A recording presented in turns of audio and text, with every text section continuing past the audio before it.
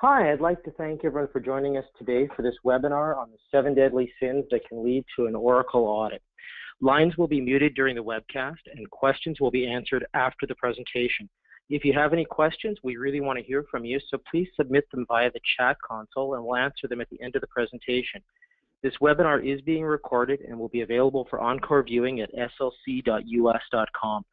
We will also send you an email with links to the recording, the slides, and any special offers in the days to come. Our speaker today is Kevin Morin. Kevin is an Oracle licensing expert with extensive experience in managing and strategizing on large-scale Oracle negotiations with an emphasis on cost reductions. I'm going to turn things over to Kevin to get the presentation started. Over to you, Kevin. Great. Thank you, Sean. Hi, I'm Kevin Morin, Oracle licensing expert. And again, this is the 7 deadly sins that lead to an Oracle audit. I'd like to quickly cover what those sins are, and we'll deal in depth with those in the slides upcoming. This is linked to our experience. SLC, we are experts with Oracle. We see 10 to 30 audits annually, and we have extensive experience helping clients in audit situations. All right, for the sins, the first is assuming Oracle sales is on your side. The second is not paying to play. The third is providing too much merger and acquisition information. The fourth, not understanding your contract entitlements. The fifth, not managing your entitlements. The sixth, not understanding Oracle's policies. And 7, going it alone in an audit. The first of the sins, assuming Oracle sales is on your side, understand that Oracle wants one thing from clients, and that is revenue. They're a quarterly and annual driven revenue machine. If they can't get sales revenue, then audit revenue takes its place. Oracle watches a client growth and provides their input on market information to their sales teams. Oracle expects sales teams to grow their footprint in your account as your firm grows. A very good example from a client why we think Oracle sales is not on your side. A current client of ours came to Oracle asking for some help. Now, given they're a large telecom company, they had some questions. Oracle chose to use that opportunity to do a soft audit. The result was the client was in the hole $10 million before an audit even kicked off. Number 2, not paying to play. Understand Oracle is a coin-operated machine, and all they care about is the revenue. Because they're a quarterly driven sales organization, their revenue is based on whether on a sale or on a sale from an audit. Another area where Oracle will seek to get money from clients is if you've chosen to go to a third-party support provider.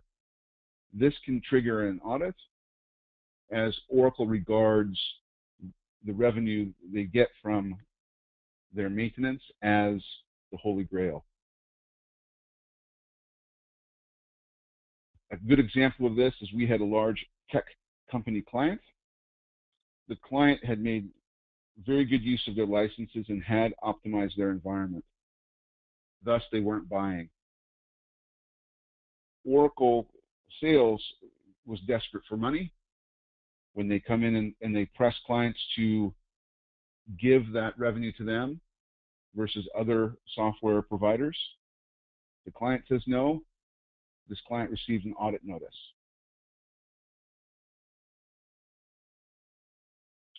Three, providing too much merger and acquisition information. Oracle is a machine at gathering information from clients. Often, executive relationships are used to get inside information and force a client to pay additional fees. Oracle sales teams are trained to watch public information and use that information to drive sales at key time periods. End of quarter, Oracle's year end in May. If you're a person at your organization that has insight into merger and acquisition activity, Oracle will come to you at some point and ask about it. They'll ask what your needs are for both firms. If you provide information, it could end up on putting you on the short list for an audit. We have a manufacturing and technology firm that was going through a divestiture. They were being divested from the primary company. The primary company got audited. Oracle turned around and also audited the company that was being divested. We call that double dipping. They were able to extract money from both companies.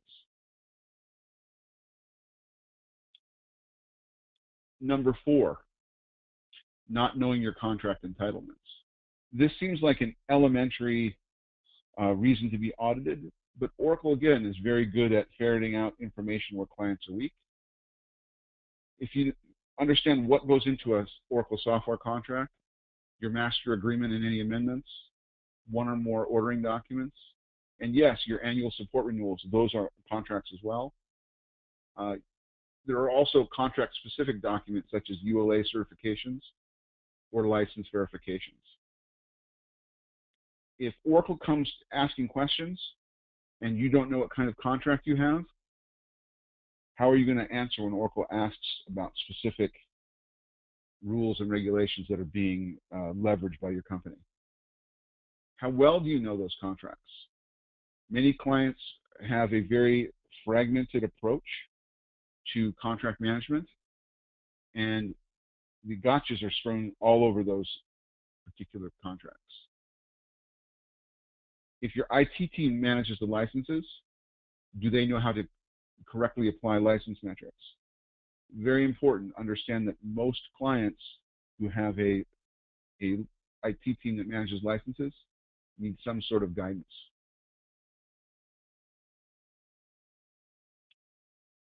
Five, not managing your entitlements. Do not wait to start managing your entitlements when you get an audit notice. If Oracle thinks that you are not managing your Oracle license estate,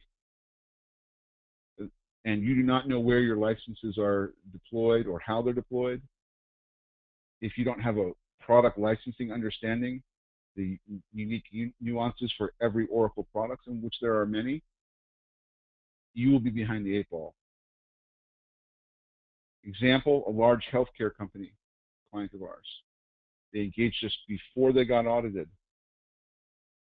This client had multiple contracts and did not understand that non-production needed to be licensed. We were able to help that client avoid what would have been a $30 million license finding by making sure they understood what their entitlements were, how they were deployed, and what products needed to be licensed with each different iteration of category. Understand that 100% of audits conducted this year will have some level of audit findings. What findings they are is completely up to you.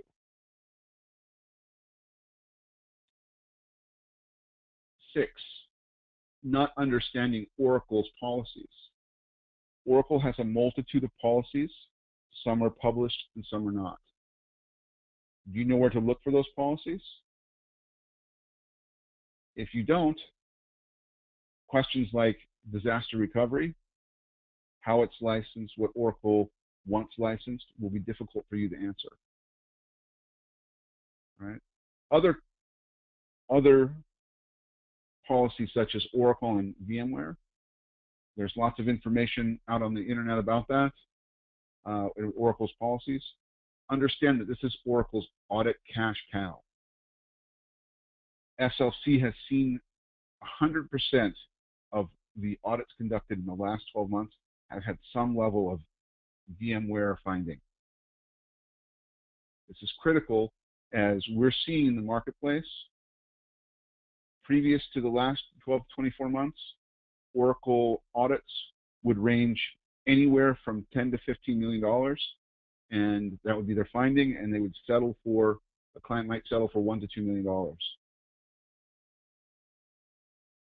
As we move into different versions of VMware with specific rules for each of those products, again, not published by Oracle, those audit findings have scaled from the 10 to 15 million to 30 to 200 million, where Oracle's asking clients to settle for $10 to $12 million. It is a significant risk when Oracle knows that you're using VMware.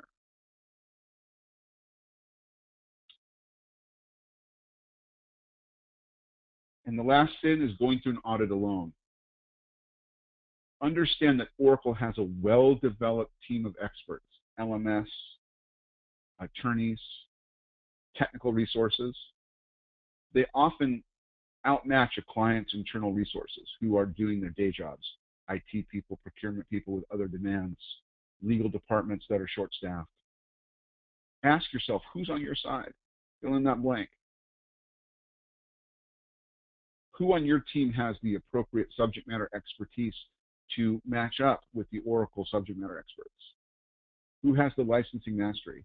Oftentimes, that level of expertise is seeded throughout an organization, and not all those people are present in an audit defense. Ask yourself, what do you need to do to defend yourself from an audit? If you don't know the process, if you don't understand what Oracle will be asking for, it will be very difficult. And finally, the last and most important question is, how can I validate what Oracle is saying, and is it true or not? Many times Oracle auditors take advantage of a client's lack of understanding to force the client to do things that aren't necessarily true, whether it's a contract term or whether it's asking them for a piece of information to provide that is contractually needed when it's not. Make sure you're not going through the Oracle audit alone. All right? So this is a very brief webinar, so let's talk. As for attending this webinar, we'd like to offer you a free risk assessment. This is something that we normally see clients paying $15,000 to $30,000 for. Let us help you.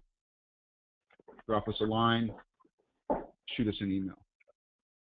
Again, I'm Kevin Morin. I'm the Oracle licensing expert. My phone number and my email are below.